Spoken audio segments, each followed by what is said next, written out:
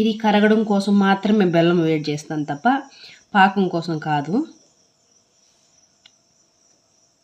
ఎంత క్వాంటిటీ అంటే ఇది 250 గ్రామ్స్ ఉంది కదా, ఒక 200 గ్రామ్సే తీసుకున్న బెల్లం, అంతకన్నా ఎక్కువ అవసరం లేదు. కొన్ని స్వీట్ బట్టి తీసుకోండి, ఎక్కువ వేస్తే బాగోదు కదా కేక్కి, దానికి తగ్గట్టు తీసుకోండి.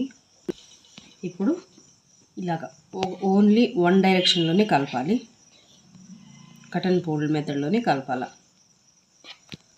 ఇందులోకి కొంచెం ఆయిల్ కూడా వేస్తాను, కొంచెం ఇది మిక్స్ అవునాయి అని చెప్పి కలుపుతున్నాను.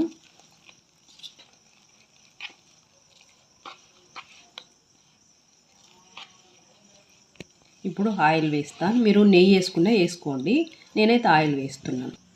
మీరు బటర్ వేసుకున్నా వేసుకోవచ్చు, నెయ్యి వేసుకున్నా వేసుకోవచ్చు.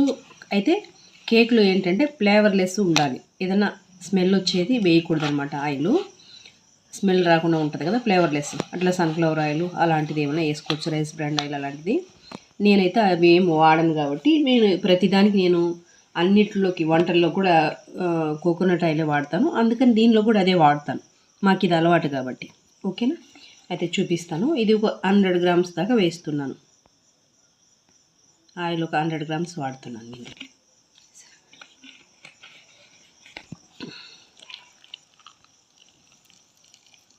ఒక 100 ml, ఓన్లీ 100 ml అంటే 100 ml మాత్రమే వేసాను. ఇది బాగా కలిపేసుకుందాం కలిసేలాగా. ఒక కొంచెం లిటిల్ బిట్ బేకింగ్ పౌడర్, కొంచెం బేకింగ్ సోడా, ఇందులోకి కొంచెం అంటే కొంచెం ఒక 5 డ్రాప్స్ ఆర్ లేకపోతే 6 డ్రాప్స్, ఎక్కువ అవసరం లేదు. వెనిలా ఎసెన్స్ ఫ్లేవర్ కోసం. ఎక్కువ వేసామనుకోండి టేస్ట్ మారిపోతుంది, బాగోదు. ఇది బాగా కలపాలి, మిక్స్ చేసుకోవాలి మంచిగా. ఒక 100 గ్రామ్స్ ఆ మాత్రం మిల్క్ యాడ్ చేసుకో. 100 ml అయితే మిల్క్ యాడ్ చేశాను. మంచిగా బాగా కలిపేసుకోవాలి, విస్కర్ తోటి కలుపుతున్నాను నేను. మీకు బ్లెండర్ ఉన్నా, హ్యాండ్ బ్లెండర్ అలాంటివి ఏదైనా ఉన్నా కలుపుకోండి.